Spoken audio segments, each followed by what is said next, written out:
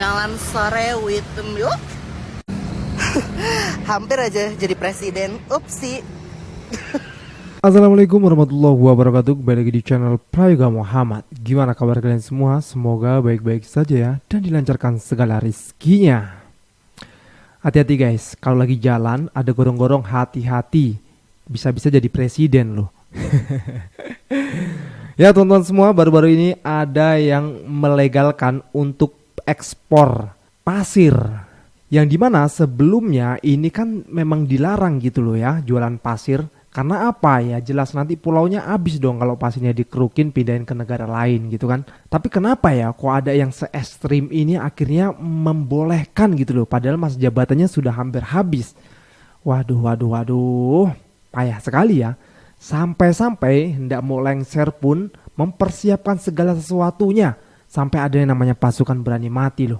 Ini kenapa ini teman-teman semua? Oke, kita akan membahas sedikit ya komentar daripada netizen hingga Bung Rocky Gerung. Ini dia videonya. Saya kira ada yang jualan pasir laut itu buat aquascape atau buat hiasan akuarium. Tapi ternyata bakal ada negara yang ngejual lagi pasir lautnya mereka ke negara lain. Kan nggak mungkin ya jualan pasir laut sekelas negara cuma sekilo 2 kilo. Pasti banyak. Nah, salah satu pembelinya dulu itu Singapura. Di tahun 2002, Singapura itu luasnya berapa coba? Cek aja sendiri. Nah sekarang luasnya udah makin luas, makin besar. Arahnya kemana luasnya? Ke arah yang ngejual pasir. Begitu jadi tanah nih, jadi daratan, harganya melambung tinggi cuy. Coba cek deh, harga tanah di Singapura per meternya berapa dibandingkan dengan harga tanah di negara yang ngejual pasir. Akhirnya saya cari sebenarnya apa sih keuntungan yang bakal diperoleh oleh negara yang jualan pasir laut dibandingkan dengan kerusakan ekosistem pesisir laut yang bakal terjadi. Saya belum nemu artikel yang menyatakan bahwa lebih untung jualan pasir laut dibandingkan dengan kerusakan yang bakal terjadi. Dan akhirnya penasaran juga sebenarnya siapa sih yang ngusulin ide ini, ngotot gitu buat dibuka lagi keran jualan pasir laut ke negara lain setelah ditutup selama 20 tahun. Coba kita ngobrol di kolom komentar, sebenarnya bagusnya gimana sih? Perlu dijual kah atau nggak usah gitu? Atau malah dijual pulaunya sekalian? Aduh, nanti netizen nyuruh jual pulaunya sekalian nih daripada pasirnya doang kan. Dicicil, lama-lama pulaunya habis juga. Mending sepulaunya jadi jual. Aduh, kacau banget sih ya. Makanya pengen cepet-cepet gitu loh. Aduh.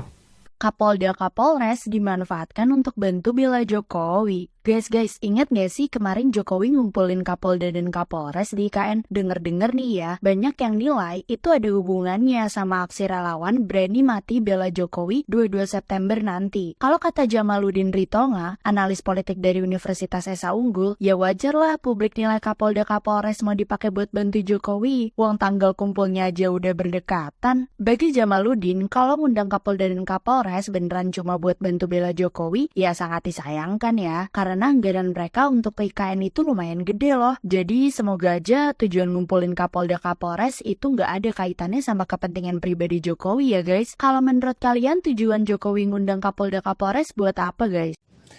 Kalian udah dengar yang namanya pasukan berani mati pembela Jokowi? Widih. Bukannya kagum, tapi gue aneh aja. Ini kan pasukan baru aja dibentuk ya. Mereka baru mau apel pertama tanggal 22 September besok. Belum juga mulai ngapa-ngapain. Lah, kok udah buru-buru pada mau mati aja? Emangnya ada ancaman dari mana sih? Segitu paniknya, pakai mati-matian segala. Emang yang dibelain itu salahnya apaan? Segitu nggak bisa dimaafinnya apa? Kesalahan orang yang katanya mau kalian belain itu? Katanya mau ngumpulin 20.000 orang. Dari mana aja itu duitnya? Mendingan juga dipakai demo tolak rencana dana pensiun. Jauh lebih manfaat. Lagian mati itu bukan masalah berani, tapi masalah waktu.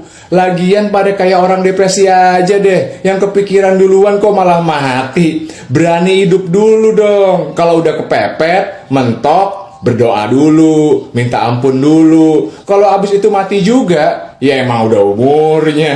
Lagian ini negara hukum, gak boleh main hakim sendiri. Termasuk menghukum mati diri sendiri secara beramai-ramai juga gak boleh.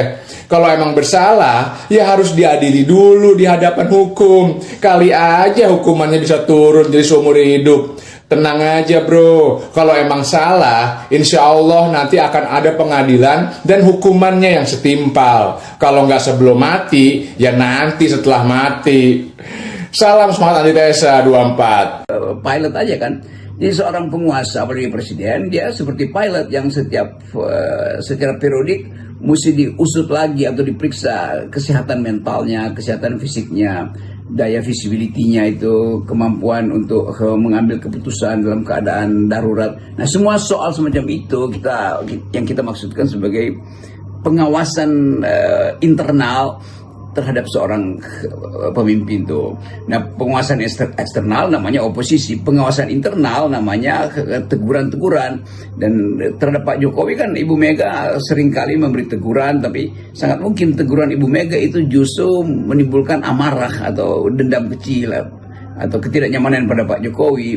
Misalnya dinyatakan ya kalau nggak ada PDIP nggak ada apa-apa Pak Jokowi itu. Ya memang begitu faktanya. Tapi mungkin Jokowi menyimpan dendam. Jadi artinya Pak Jokowi juga tidak mengerti psikologi Ibu Mega. Ibu Mega kan biasa mengucapkan hal-hal yang kelihatan dramatis, tapi memang itu yang jadi watak dari Ibu Mega.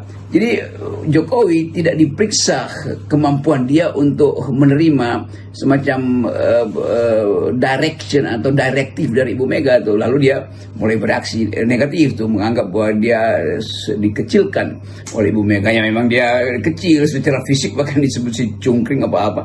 Tapi kita mesti lihat juga itu di dalam konteks kultur PDIP sendiri kan, yang seringkali ya belak-belakan aja mengatakan itu. Tetapi Ibu Mega mengasuh Jokowi lama tuh, dan Jokowi menyembunyikan psikologinya dari Ibu Mega. Itu yang baru kita mengerti bahwa ternyata Jokowi bukan orang yang jujur. Ternyata Jokowi punya ambisi melampaui kedudukan dia sebagai kader, yaitu mau mengambil alih PDIP. Ternyata Jokowi berpikir untuk memperkuat dirinya, bukan memperkuat partai PDIP kan, dengan mendalilkan bahwa perpanjang masa jabatan akhirnya berujung pada politik dinasti. Kan itu terlihat bahwa dia memang secara psikologi hanya ingin membesarkan keluarganya, atau lebih kecil, lebih dari sudut pandang politik dinasti itu. Sementara PDIP berpikir bahwa Jokowi harusnya membesarkan partai. Jadi itu sebetulnya impact dari ketiadaan pengetahuan tentang karakter dasar seseorang. Tapi kalau soal tertipu, saya pikir bukan hanya PDIP ya yang merasa tertipu oleh Pak Jokowi. Banyak sekali rakyat, tokoh yang tadinya menjadi pemuja Jokowi itu juga merasa sekarang ini tertipu oleh wajah Jokowi yang terkesan sederhana, deso gitu. Tapi ternyata dia itu punya wajah lain yang baru disadari belakangan bahwa dia ini ternyata di balik wajahnya yang deso tadi juga dia seorang yang tiran, yang ini kita lebih baik meminjam bahasa Bahlil ya, yang disebut sebagai Raja Jawa yang bengis. Akhirnya ya, terbuka tabirnya, ya itulah yang terjadi teman-teman semua. Sehebat-hebatnya menutupi sebuah karakter tetap aja akan terbongkar ya. Yang dimana di akhir masa jabatannya malah justru banyak banget orang-orang yang akhirnya membongkar itu semua. Tapi ya sudahlah, ini masa akhir jabatan yang seharusnya ini untuk musahabah diri gitu ya, menilai diri sendiri apa yang sudah dilakukan sehingga bisa merubahnya menjadi lebih baik. Kalaupun itu tidak bisa, ya pasti akan kemakan waktu juga ya. Kita lanjut lagi guys. Jokowi, jangan diam. Usut akun Fufu Fafa dan buktikan Gibran bukan pemilik. Guys, dari kemarin udah rame bahas akun Fufu Fafa. Nah, tinggal nunggu sikap Pak Jokowi nih. Kapan ada perintah usut tuntas pemilik akun? Apalagi udah jelas banget ya guys. Fufu Fafa ngehina Presiden terpilih Prabowo dan mantan Presiden ke-6 SBY. Hitungannya udah parah banget lah ya pokoknya. Menurut Muslim Arbi dari Gerakan Perubahan, sekarang ini emang publik lagi nunggu. Kayak apa sih perintah dari Jokowi ke TNI, Polri, BIN, dan Kominfo untuk usut kasus ini. Bagi Muslim, kalau sampai Jokowi diem aja nih ya, berarti udah membenarkan pemilik akunnya adalah anak sendiri, Gibran Rakabuming. Jadi wajar aja lah kalau TNI, Polri, BIN, dan Kominfo nggak berani usut, karena pemilik akunnya anak presiden. Menurut kalian, apa yang bakal dilakuin Jokowi guys? Halo guys, banyak sekali orang membicarakan Gibran belakangan ini.